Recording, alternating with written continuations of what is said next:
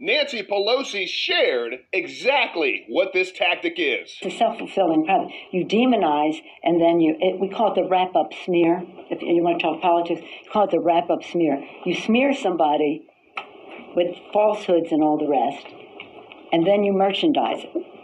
And then you write it, and they'll say, see, it's reported in the press that this, and this.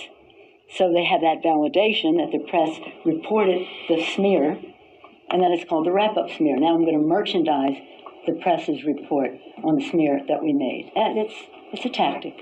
There you have it. The wrap-up smear, Nancy Pelosi calls it. Let the mainstream media write about it because there's allegations, and then it looks more credible. Let me ask you a question.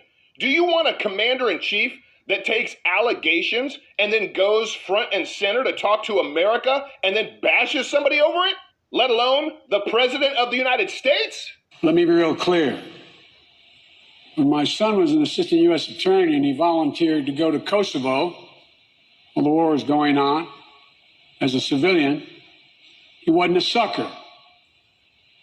When my son volunteered and joined the United States military as the Attorney General and went to Iraq for a year, won the Bronze Star and other commendations, he wasn't a sucker.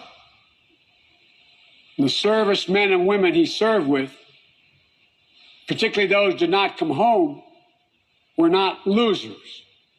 So now we find out that this entire mess has been refuted by individuals that were actually on the phone call where all of this supposedly took place. But I guarantee you're not going to see this on the majority of mainstream media. Oh no, they're going to try to keep this front and center in front of you to just try to slander the President of the United States. But here are the facts. Now, this morning I have spoken with two people who were in the meeting about whether to cancel that trip. One of them would not be described as a supporter of the president at current. The president never said that, according to both of these sources, did not use the words losers or suckers. The recommendation to not go to Ain Marne was not the president's. It was made by Zach Fuentes, who was an advisor to Chief of Staff John Kelly. John Kelly concurred, saying that there was some security concerns because the helicopter could not fly, so they would have to motorcade out there, which for security reasons was not a good idea. This is what the actual email said, coming from the military aide to the president. We are a bad weather call for today's lift. Chief of Staff General Kelly will replace POTUS for today's ceremony. Please advise if any questions. It was also, the allegation was also made that the president did not want to go to Ain Marne because it was raining, and he was afraid what that would do to his hair. The next day, Sandra, I was with the president at the Suresnes Cemetery where it was raining, and he stood out there and his hair for an hour in the rain and paid tribute to America's fallen heroes. So can we just understand and recognize that there is such a thing as a wrap-up smear, and they've been trying to do it to this president for 3.5 years?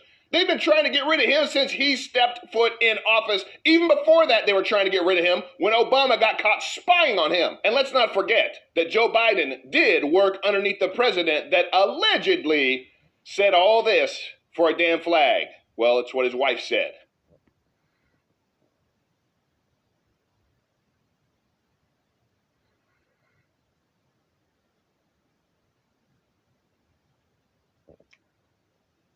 I cannot remember a president that has been so patriotic, so pro-military, so pro-America as President Donald J. Trump. They are doing everything they can to try to sway you to not support this man. Don't listen to it. Don't buy into their lies. Understand that that's what they're doing. They are lying to you, intentionally trying to manipulate